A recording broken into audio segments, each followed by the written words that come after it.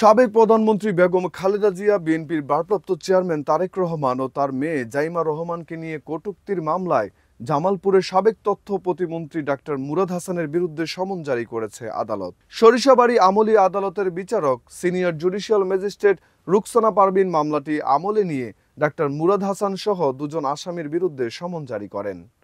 মামলা সূত্রে জানা গেছে, 2021 সালে পানশিয়ানা নামক একটি ইউটিউব চ্যানেলে তৎকালীন তথ্য প্রতিমন্ত্রী ডাক্তার মুরাদ হাসান, সাবেক প্রধানমন্ত্রী বেগম খালেদা জিয়া, বিএনপির ভারপ্রাপ্ত চেয়ারম্যান তারেক রহমান ও তার মেয়ে জাইমা রহমানকে নিয়ে কুরুচিপূর্ণ মন্তব্য করেন।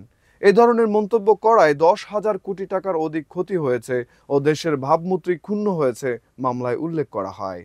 পরবর্তীতে 2024 সালের 10 সেপ্টেম্বর জামালপুরের অতিরিক্ত চিফ জুডিশিয়াল ম্যাজিস্ট্রেট আদালতে সরিষাবাড়ী ট্রাক মালিক সমিতির সহসভাপতি ও সাবেক ছাত্রদল নেতা রুমেল সরকার বাদী হয়ে মামলাটি দায়ের করেন। এই মামলায় মহিউদ্দিন হেলাল নামে ইউটিউব চ্যানেলটির উপস্থাপককেও আসামি করা হয়েছে। মামলাটির পরবর্তী তারিখ নির্ধারণ করা হয়েছে আগামী 19 জুন।